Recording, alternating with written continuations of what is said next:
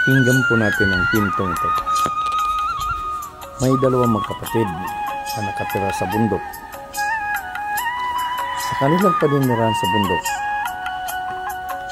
nag-usap sila magkapatid na ang kanilang mga ninuno mula't simula hanggang ngayon ay kanila pa rin minana ang kanilang pamumuhay sa pagsasaka, buhay bundok talaga. Lumuwas yung magkapatid na ang pangalan Sid at Bong sa bayan. Hindi na sila mapakali. Sana saksen nila sa bayan na ang bayan na kanilang napuntahan may mga masarap na pagkain sa restaurant, maraming tao, masasaya, maraming mall at maraming bilihin at may magagarang sinihan at maraming sasakyan.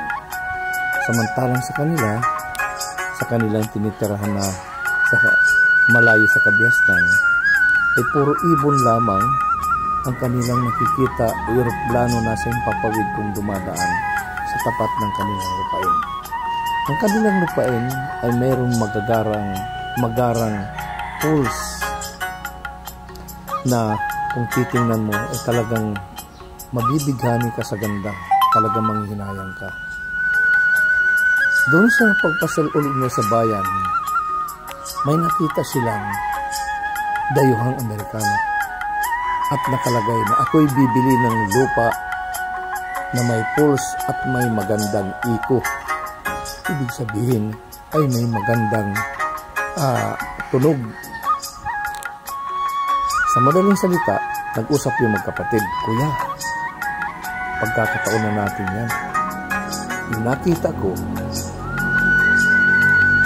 doon sa dayuhang Amerikano, doon sa kanyang bahay, nabibili siya ng lupa na may pools at may magandang iko. Anong gagawin natin?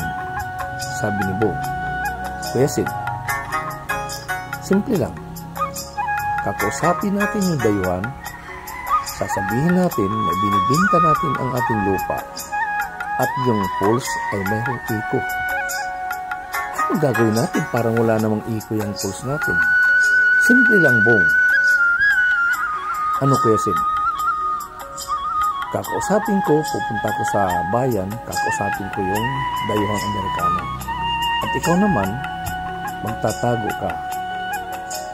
At pag dumating kami dito, kailangan magtago ka dun sa baba ng pools. Kami naman, dun sa taas.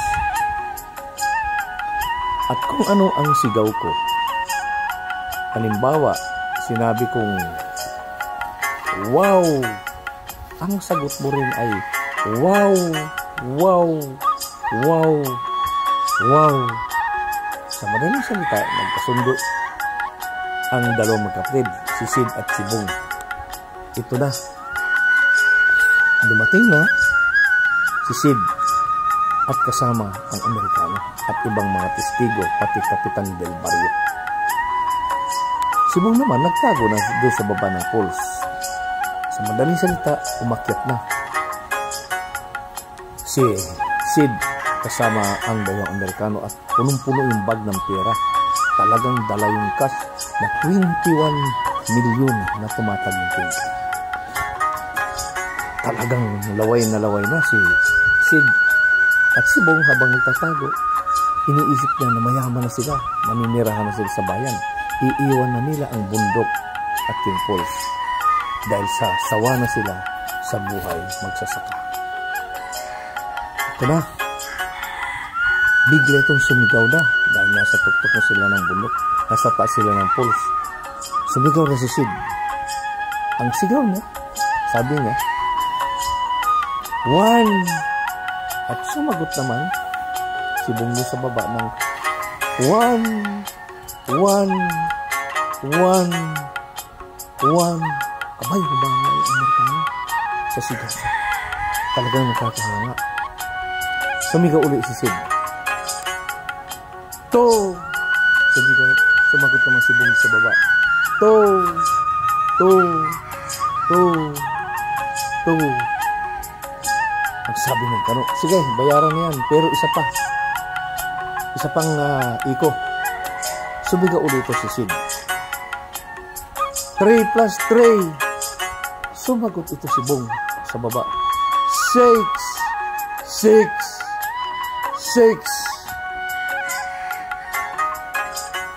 Binawi ng kano.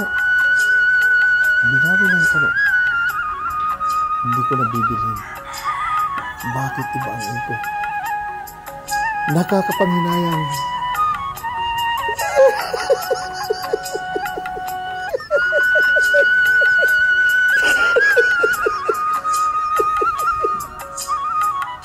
Sayang na sayang.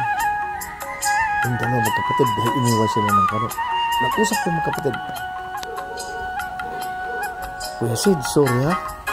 Nagkamali ako ng sagot. Laking pagsisisi ng dalawa. Sa tamang pagsagot, nawalan sila ng yaman. Doon po nagtatapos. Sa tamang sagot, sa tamang answer, nawala ang 21 million. Kaya isipin muna natin bago tayo sagot. Maraming salamat sa inyo.